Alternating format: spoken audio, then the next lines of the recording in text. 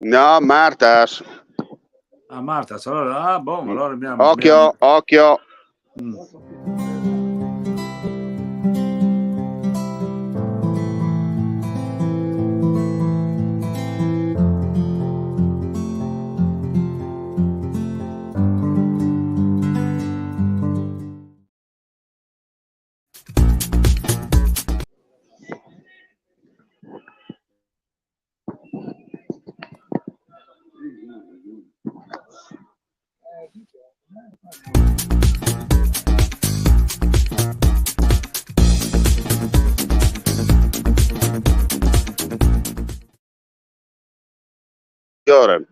Bene, gentili signore e signori, buon pomeriggio, ben ritrovati per quanto riguarda l'appuntamento con Diretta Sport, avvenimenti, commenti e cronache sportive dal Friuli Venezia Giulia. Per quanto mi riguarda, oggi siamo in versione podcast, commenteremo la partita di ieri, la prestazione, definirla deludente, è il minimo dell'Udinese in casa contro la Salernitana. Tra l'altro i risultati che stanno maturando sui campi di Serie A sono ulteriormente deficitari per quanto riguarda la formazione friulana, mentre per quanto riguarda sottoscritto siamo qui a Manzano, quando siamo giunti proprio alla mezz'ora di gioco e mentre stavamo mandando in onda la sigla stiamo seguendo Manzanese Diana di prima categoria. Dicevo, mentre stavamo mandando la sigla è stato concesso un calcio di rigore a favore dei padroni di casa. L'arbitro ha ritenuto di sanzionare dagli 11 metri l'intervento un po' scordinato da parte del difensore. Prima di passare la linea Enzo Cantaruzzi, proprio vi narro in diretta quello che sta per succedere. Sul dischetto è San Giovanni che si sta preparando al tiro. L'arbitro ha dato disposizione ai giocatori di uscire dal rettangolo, anzi dall'area di rigore. Vediamo cosa capita. Fischia il direttore di gara. San Giovanni, parte il tiro, gol. Dunque proprio in questo istante la Manzanese è passata in vantaggio al 31esimo del secondo tempo sul Diana per 1-0. Tanto la Manzanese sta giocando la ripresa in superiorità numerica perché è stato espulso il numero 4 per doppia munizione Piazza nel giro di pochi minuti al 40esimo e poi proprio allo scadere del primo tempo ha subito il secondo cartellino giallo che gli è costata anzitempo la doccia. Dunque per quanto riguarda Manzanese Diana, proprio in questo istante Manzanese 1 Diana 0. Torniamo a bomba indietro di 24 ore con Enzo Cantaruzzi che ha seguito per noi ieri pomeriggio allo Stadio Friuli la partita tra l'Udinese e la Salernitana. Enzo, come si dice, piove sul bagnato. Ciao, ma ciao a tutti, buon pomeriggio. Naturalmente sì, ieri è stata una partita, qualcuno dice imbarazzante, io dico veramente abbiamo toccato il fondo perché non solo i giocatori non sapevano cosa fare, ma hanno sprecato 2 o 3 occasioni favorevoli. C'è stato il gol della domenica di Camarà, che comunque sia un giocatore molto scarso, ma comunque sia nell'occasione ha fatto un gol della domenica, anche molto bello a dire il vero, però abbiamo subito la Salernitana dal primo all'ultimo minuto, che ne dica Cioffi, anche perché mi pare che Cioffi sta tentando di giustificare l'ingiustificabile e vedo che in qualche modo io penso che la società stia già pensando, si dice forse a Semplici, ma io credo che Gotti potrebbe tornare a Udine e sarebbe un po' l'ultima spiaggia. Nel frattempo, allora, indiscrezioni, se permetti Enzo, indiscrezioni perché come sai io adesso sono anche a TV12 come giornalista e diciamo così, un dirigente dell'Udinese è entrato proprio pochi istanti dopo il triplice fischio finale, non faccio nomi e cognomi anche per una questione della serie, si sa il peccato ma non il peccatore, tanto ci sta ascoltando. Allora dicevo, è molto probabile stiano trattando Gotti, potrebbe essere che domani o al massimo martedì arrivi l'ufficializzazione dell'addio di Cioffi sulla panchina dell'Udinese. Sarebbe il secondo cambio in corso in stagione che definisce e chiarisce tutti gli oscuri mali che in questo momento la formazione bianconera sta portando avanti. Comunque ti ripasso la parola per continuare insomma nella tua visione, nel tuo commento di quello che hai visto ieri allo Stadio Friuli. Sì, nel frattempo stiamo parlando, il Cagliari è passato in vantaggio ad Empoli e vince 1-0, questo pone un po' la classifica di nuovo in ballo, il Frosinone e il Lecce stanno pareggiando, quindi a maggior ragione noi ieri dovevamo vincere e non abbiamo fatto proprio nulla.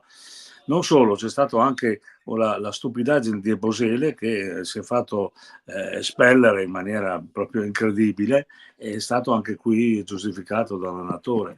Non si capisce poi come mai non ha messo dentro Samovic dal primo minuto in una partita che era topica, dovevamo vincere, non l'abbiamo fatto in sostanza. Io penso che comunque sia un cambio di allenatore è dovuto. È chiaro che il Pozzo, cambiando per il terzo allenatore in un campionato, succedeva ai primi anni della loro gestione, si vede che qualcosa è sfuggito di mano, perché qui non vediamo proprio un'Udinese volitiva, senza idee. E poi abbiamo visto un coso eclatante dove la curva ha voltato le spalle, non solo, c'è stato un fischio generale, perché è stato un boato, un fischio veramente che ha fatto tremare lo stadio contro i giocatori dell'Udinese. Quindi questo, certo, io penso che anche il patron che è uscito dalla sua, insomma, dal suo posto di visione molto col volto molto scuro, e comunque sia si capisce che qui le tante cessioni hanno creato grande confusione, insomma. Nonostante tutto ho visto anche della gente speranzosa, attaccata, comunque i tifosi sono veramente stoici. Senti, possiamo dire, Enzo, se permetti, possiamo dire che sì, l'unica nota positiva è stata l'anteprima della partita con l'esibizione da parte del coro Artemia che ha intonato dal vivo l'inno ufficiale dell'Udinese. Diciamo, è stato l'unico momento positivo di tutta la partita, no? Sì, ma poi la partita abbiamo visto che la Salernitana ha preso proprio in mano la renda della gara, insomma, tant'è che 51% ha giocato la palla la Salernitana, il 49%, però sono stati degli episodi veramente fastidiosi dove 2 o 3 giocatori della Salernitana, ogni volta che venivano toccati, lo stesso Tuculà che ha segnato cadeva a terra e passavano i minuti, l'arbitro non ha ritenuto di dare il cartellino giallo per simulazione, comunque sia si è fatto un po' prendere la mano, e abbiamo visto queste meline che non davano proprio nessuna soluzione alla gara. Io penso comunque una gara così, tutti dicono ogni volta che usciamo dallo stadio è la peggior gara che abbiamo visto, ma questo io penso che in assoluto è stata proprio la peggiore. Anche perché se non facciamo punti contro le dirette avversarie, ma soprattutto punti pesanti, poi come giustamente hai sottolineato tu, il rischio e il pericolo è sempre dietro l'angolo, soprattutto perché gli altri non è che stanno ogni domenica a regalarci i punti preziosi a nostro favore. Intanto, giusto per dovere di cronaca, qui siamo giunti al 38esimo minuto del secondo tempo, il risultato non è cambiato, anzi vede la Manzanese in vantaggio per 1-0 grazie alla marcatura messa direttamente dagli 11 metri alla mezz'ora esatta della ripresa, con San Giovanni che ha piazzato la mattonella giusta e ha portato in vantaggio la Manzanese. Da sottolineare ancora che il Diana comunque sta giocando tutta la ripresa in inferiorità numerica per l'espulsione di un suo giocatore nel giro di pochi minuti, insomma doppio giallo che gli è costato anzitempo l'uscita dal campo con doccia prima del dovuto. No, dicevi tu, insomma, i risultati non sono per nulla positivi sul campo, direttamente e indirettamente, no? La prossima gara la faremo a Roma contro la Lazio, e qui Ebosele rischia 2 giornate di squalifica, non ci sarà Wallace, molti daranno forfait perché sono in infermeria, tutte queste cose qui. Quindi poi i cambi che ha fatto il mister Cioffi sono stati campi, io dico, li chiamo demenziali, perché insomma quando vedi che stai perdendo una gara puoi giocare ancora con il 3-5-1, insomma, no? È assurdo, insomma. Senti, c'era qualcuno che diceva che Cioffi non dava il tempo, no? E qualcuno rispondeva cielo sereno, poco nuvoloso con minaccia pioggia, no? Sì, effettivamente hai ragione tu. comunque sia due squadracce, lasciatemelo dire, veramente il cuore non è stato neanche portato oltre l'ostacolo. Io penso che una cosa così da tempo non si vedeva. Dunque diciamo che in questo momento, visto che c'è il tempo, perché ricordiamo che con la Lazio si giocherà lunedì della prossima settimana, la Lazio tra l'altro arriverà poi dal turno di martedì contro il Bayern di Monaco nel ritorno degli ottavi di Champions, nella speranza chiaramente da sportivo italiano che la Lazio comunque acceda al turno successivo di Champions, però chiaramente noi ci auguriamo che il Bayern la metta sotto, arrivi abbastanza stanca poi, no?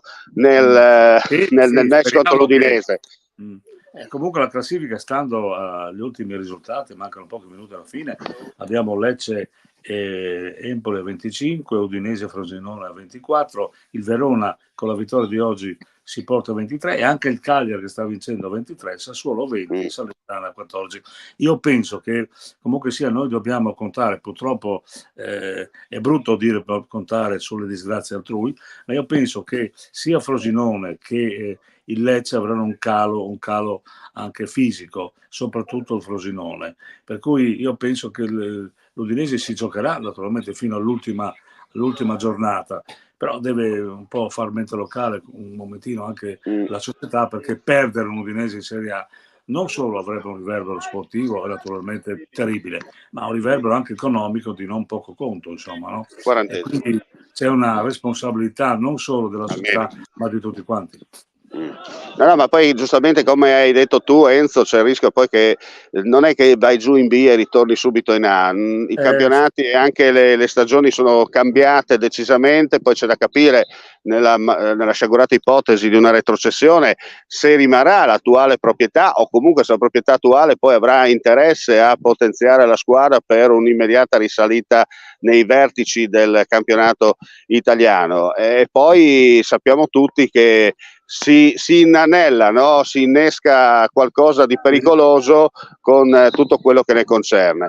Dicevamo, scusa se mi è permesso, perché si gioca sul campo, magari qualcuno ha sentito prima sul campo B, non è una questione che tanto è un terreno in sintetico, dunque si può tranquillamente giocare in qualsiasi tipo e clima che diciamo così si può verificare nel corso della partita. Si gioca nel campo B per un semplice motivo, perché a fine marzo, proprio qui al Polisportivo Comunale di Manzano, ci sarà una sorta di triangolare per quanto riguarda le qualificazioni ai campionati europei Under 19, che verrà protagonista anche la nazionale italiana, e dunque Manzano è stato scelto dalla federazione per ospitare questo mini girone e ha vinto la concorrenza diretta, pensate, di Udine e di Lignano, e dunque chiaramente in questo momento il campo principale della Manzanese è a riposo, con l'erbetta che sta crescendo proprio per presentarsi sotto forma di biliardo all'appuntamento continentale dal 26 al 29 di marzo. A te la linea. Bene, io stavo vedendo le prossime partite, che sarà Sassuolo, Frosinone, Cagliari, Salernitana e Lecce, Verona, quindi avremo un vantaggio, tra virgolette, giocando lunedì, perché potremo anche prendere nota di quello che succederà in questi scontri diretti, no? Io sono sempre fiducioso, perché i tifosi sono così, ma analizzando un po' la questione, con la Lazio, come hai detto tu, se arriva stanca, magari un pareggio potremmo anche rosicchiarlo, perché oppure magari un colpo gobbo come contro la Juventus. Non facciamoci tante illusioni, ma può darsi che Gotti, se arriva, potrebbe mettere la società, sì, possiamo dire sì, spogliatoio in ordine, ecco. Io penso sia questo, è un problema di spogliatoio anche. No, ma soprattutto Gotti è stato capace la prima volta, almeno quando ha preso in mano in corsa la nave, è stato bravo anche a rimettere in sesto la squadra sotto un certo punto di vista anche atletico. Va detto che l'attuale mister titolare era anche il suo secondo, no? All'epoca, e dunque poi c'è stato il successivo passaggio. E magari ci auguriamo questo, no? Che oltre a dare una scossa sotto il punto di vista del gioco ci sia anche quella ricocitura, no? Nello spogliatoio fondamentale, finché la barca non affondi prima possibile, oppure si arreni in qualche secca e rischi di imbarcare acqua per poi non ripartire più alla prima ondata di marea favorevole. Ma insomma Gotti ha la sua esperienza, speriamo proprio sia lui, perché è stato al Chelsea, è stato anche in grandi squadre, è stato secondo di grandi allenatori, comunque sia è uno stratega, e naturalmente può mettere lo spogliatoio, perché io credo proprio che lo spogliatoio sia un qualcosa di difficile a udire, non tanto per la varia provenienza dei giocatori, perché insomma ormai tutto il calcio è globale, eccetera, eccetera, ma evidentemente Cioffi non ha avuto l'autorevolezza necessaria per poter escludere qualcuno o mettere un altro a cambiare il modulo, altrimenti non si può capire come mai Ecco, c'è scritto adesso il nostro amico da casa attraverso la nostra pagina Facebook, mi scrive e senta gli at. Ecco, questa è la risposta di un nostro amico che ci sta ascoltando. Sì, ma comunque sia, io penso che dobbiamo avere sempre questa fiducia, perché insomma l'Udinese è, come ha detto un nostro amico, un nostro collega ieri allo stadio, sai, l'Udinese è una fede, per cui noi usciamo qui, ma vediamo la prossima volta tutti arrabbiati, la prossima volta siamo sempre sugli spalti proprio a tifare l'Udinese, perché è una bandiera in sostanza, e al di là di tutto dobbiamo riconoscere alla proprietà che comunque si sta giocando sempre la faccia, perché non c'è nessun altro, insomma, è inutile che stia dicendo. Ecco, intanto Manzano, sì, prego, puoi terminare. Vai. No, dicevo, intanto a Manzano stiamo entrando nella fase di recupero del secondo tempo, il risultato è sempre, non è cambiato, con la Manzanese in vantaggio per 1-0 sul Diana, grazie al rigore messo a segno da San Giovanni proprio alla mezz'ora esatta della ripresa, che consente appunto alla formazione Orange di mantenere insomma la posizione tra le prime della classe, anche perché era diventata una partita molto ostica, con una formazione quell'avversaria che chiaramente è scesa qui sul terreno di Manzano più che altro alla ricerca di un punto preziosissimo, imbrigliando tutte le manovre d'attacco della formazione padrona di casa, e poi c'è stato anche questa espulsione, un po' ingenuo il giocatore, perché farsi dare 2 cartelline nel giro di 2 minuti insomma non è proprio da calciatore da prima categoria, bisogna stare un po' attenti, un po' vispi. Tutti e due, forse c'era anche il rigore sul primo, era forse già d'espulsione a dire il vero il primo cartellino giallo, con conseguente rigore per la Manzanese, però poi chiaramente giochi in 10, si sono chiusi a riccio dietro, vediamo quanto da 5 minuti, se non ho visto male, sì, 5 minuti di recupero, intanto qui a Manzano il risultato vede la Manzanese avanti per 1-0. Allora io vicino a me ho un grandissimo personaggio che di calcio ne ha masticato sia sul campo, è stata una bandiera della Manzanese, ma un grandissimo giocatore, un grandissimo allenatore che ne capisce più di tanti rispetto a quelli che sentiamo commentare. Allora, il mitico Gianfranco Sabot, che è qui a seguire i suoi colori, no? Perché sono ormai stampati nel cuore, possiamo dire così, Gianfranco. Allora volevo sentire un po' da parte tua cosa ne pensi di questa Manzanese, soprattutto una Manzanese che ha dovuto ripartire dai bassi fondi, che piano piano sta riportandosi dove dovrebbe stare come società calcistica, no? Pronto? Pronto? Vai. Sì, allora devo dare atto a questi qua che hanno preso la Manzanese in modo difficilissimo, perché quando le cose vanno male tutti scappano, e questi qua hanno avuto il coraggio di prenderlo e stanno facendo molto bene. 2 anni, un anno hanno vinto il campionato, quest'anno sono in primi in classifica, e hanno fatto una squadra competitiva almeno. Adesso non si sa se si vince il campionato o non si vince, però bravi a fare una squadra competitiva in 2 anni che sono partiti dal niente. Speriamo bene di salire di categoria. Sì, Gianfranco, facciamo un momento, venga un pochino avanti, venga in Serie A, da l'Udinese pesi. L'Udine è una squadra che non vince, e quando non si vince con i 3 punti è difficile salvarsi, perché hanno avuto tante occasioni per fare i 3 punti. Li hanno fatti in 2 occasioni insperate contro il Milan e Juventus, altrimenti saremmo come la Salernitana, leva i 6 punti.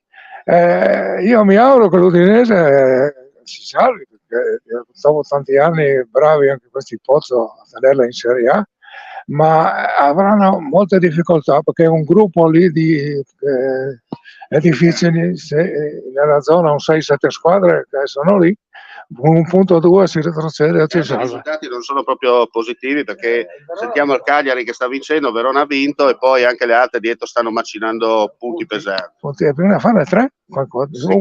Secondo la tua esperienza, cambiare ora Cioffi per richiamare magari un allenatore con una certa, diciamo così, amalgama per cercare di rimettere in sesto la baracca, è positiva oppure si rischia grosso?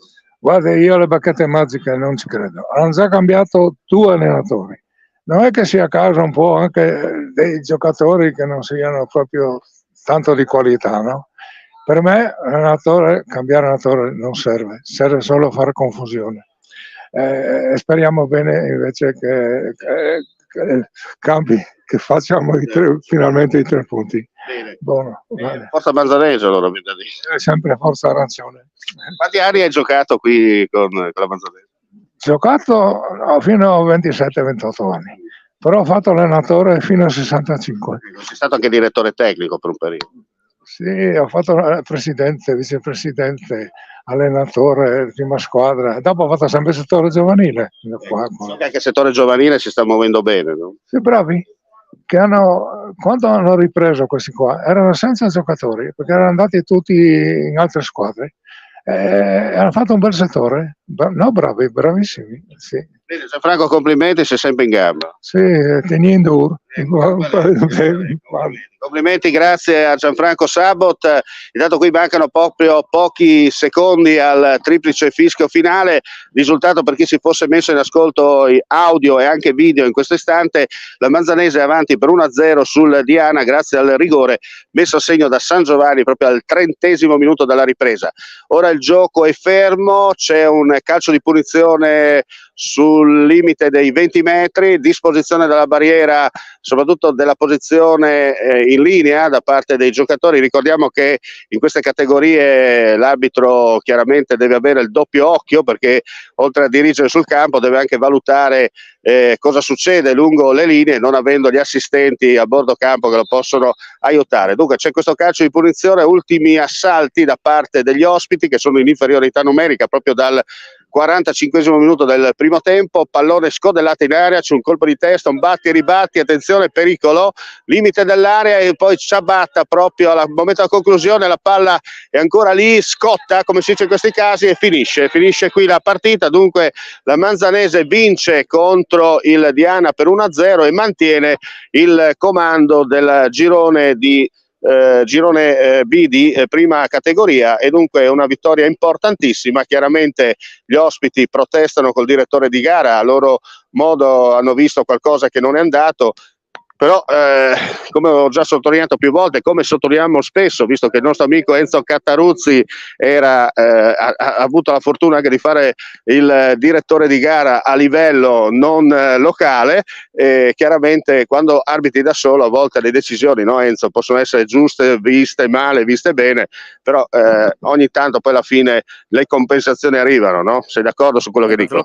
Sicuro, l'arbitro non è infallibile, è inappellabile, quindi è chiaro, questo è quello che si dice, no? Comunque sia, tornando proprio alla questione degli arbitri, ho visto che c'è una classe arbitrale un po' sui generis, perché molti si lamentano, ma si lamentano perché sono cambiate un po' anche i criteri di arbitraggio, sono cambiate un po' anche le norme, per cui sai, in questo momento come ieri, prima di decretare un fuorigioco, naturalmente bisogna far finire adesso l'azione, prima non era così, per cui c'è tutto un cambio anche a tutti i livelli, no? Certamente io penso che la Federazione Italiana Gioco Calcio debba mettere mano non solo ai regolamenti, ma anche come selezionare, che è molto importante quando ci sono interessi in gioco, insomma, no? Ma speriamo bene. Io ho sentito Sabot, che l'ho anche arbitrato, secondo me è una persona molto, molto equilibrata, e ha detto forse la cosa giusta: cambiare allenatore è l'ultima spiaggia, è un po' come dire diamo uno shock alla squadra, ma se i giocatori che vanno in campo non si danno da fare, il problema diventa, non dico insormontabile, ma molto molto molto complicato. Sono perfettamente d'accordo con te. Allora, ci dai qualche novità per quanto riguarda invece le partite di Serie A in corso? Allora, ancora l'Empoli sta soccombendo in casa contro il Cagliari, mancano pochi minuti, è andato dei minuti vediamo quante ne ha dati, ha dato 5 minuti di recupero e stiamo finendo i 5 minuti, per cui insomma la gara si sta incanalando sull'1-0 per il Cagliari, non è ancora finito il tempo. Dall'altra parte abbiamo sempre la stessa valutazione del Frosinone che sta ancora pareggiando. In questo momento il Cagliari, il Sassuolo e il Salernitana sarebbero retrocessi, però abbiamo quei punti, abbiamo un punto di vantaggio, no, con l'Udinese, insomma, e poi sono gli scontri diretti che ci penalizzano, no? Perché è inutile vincere con il Milan, con la Juventus, quando vince con la Salernitana diventa veramente una cosa. Diciamo che per fortuna quest'anno è cambiato il regolamento e dunque non vale la classifica avulsa, viene soltanto applicata in caso di arrivo in gruppone, però lo scontro diretto a pari punti non c'è più, dunque si va allo spareggio anche per quanto riguarda il campionato. Ricordiamo che in caso, ma penso che ormai l'Inter, salvo che non se la faccia addosso da qui a fine campionato, ha vinto, e sì, salvo che all'Inter non capiti la sindrome di Montezuma, penso che ormai abbia il campionato non in tasca, ce l'ha praticamente già messo nel frigo senza problemi, si può concentrare senza tanti patemi d'animo alla Coppa dei Campioni, no? La Champions League, come viene chiamata adesso. Una delle 2 o 3 squadre più forti d'Europa, può anche vincere la Coppa dei Campioni, perché effettivamente Inzaghi ha dato uno squillo veramente potente a un Inter che comunque, non dimentichiamo, ha una panchina che è da serie da prima squadra, ha due squadre, insomma, quindi questo sono perfettamente d'accordo con te, come hai detto.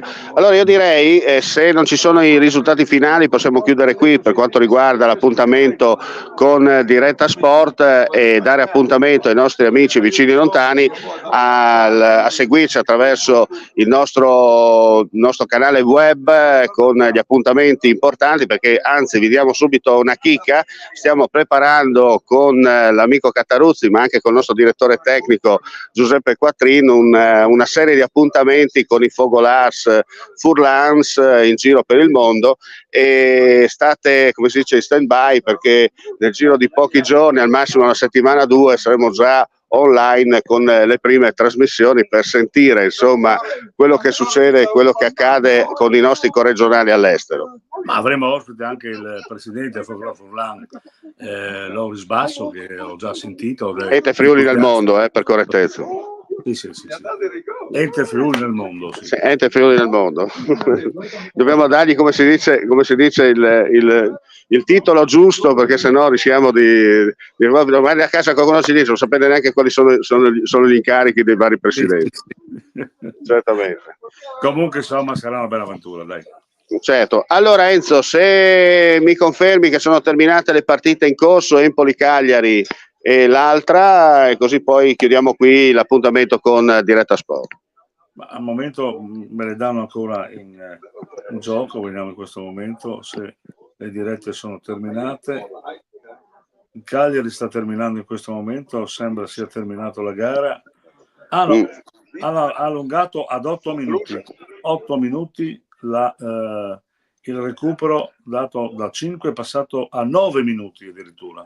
C'è stato qualche problema durante i cambi, insomma, si è fermata per qualcosa. 3-0. Vedo che sono 9 minuti. Così non è terminata, manca solo Cagliari ed Empoli ancora in gioco, e probabilmente non ancora, quei 3 punti che lo porterà da 24 da 20 a 23 punti, e insomma a un punto l'Udinese. Certo. Bene, io allora direi Enzo, possiamo chiudere qui il nostro appuntamento con Diretta Sport. Diamo appuntamento ai nostri amici vicini e lontani alle prossime trasmissioni, non solo dedicate allo sport ma all'informazione e all'intrattenimento sul nostro sito friulitv.net. Ricordo ancora che stiamo partendo anche questione di giorni con la nuova app, con la nostra nuova web radio, Azzurra Web Radio, sarà online tra qualche giorno per ascoltare musica, sia per gli amanti della musica tun tun tun tun, come direbbe qualcuno, ma anche per la musica tradizionale, insomma, con le nostre canzoni locali. Io direi che possiamo chiudere qui per quanto riguarda questo appuntamento con Diretta Sport. Ricordo ancora che è terminata la partita tra Manzanese e Diana con la vittoria della Manzanese per 1-0, vittoria importantissima anche visti i risultati che stanno maturando sui campi, perché l'Union 91 vedo che addirittura è sotto in casa per Cotto per 2-0 con il Moruzzo a pochi minuti dal termine. Il Centrosedia invece ha vinto, il Centrosedia della Tisone ha vinto contro il Fulgor Godia per 3-0, anche se la partita è ancora in corso, ma ormai salvo colpi di scena mancano pochi istanti al termine e anzi è finita. Allora ti do i finali per quanto riguarda questo girone. 22esima giornata, allora Cosignaco Serenissima 0-0 a Godia, Centrosedia Natisone batte Fulgor 3-0, Grigioneri vincono 4-1 col Flambro, la Manzanese chiaramente ha vinto 1-0 col Diana. A Mereto Deportivo Junior batte Mereto 2-1, Ragogna Basidiano 3-1, Rivignano Nimis 3-2 e a Percoto Moruzzo Union 91 2-0. Chiudiamo qui l'appuntamento odierno, grazie per la visione all'ascolto e vediamo, come si dice nella lontana provincia dell'Impero, mandi e alla prossima. Mandi. Ehi, dico a te, mai sentito parlare di web audiovisione? Informazione libera senza bavaglio, trasmissioni su misura, linguaggio potabile, on air a chilometro zero, video promozionali su richiesta, metaverso e gestionali a portata di mano e tanto altro ancora? La risposta si chiama Friuli TV, il pianeta online che viaggia regolare nell'orbita del web in perfetto orario. Friuli TV, un nome, una garanzia per quello che vuoi tu.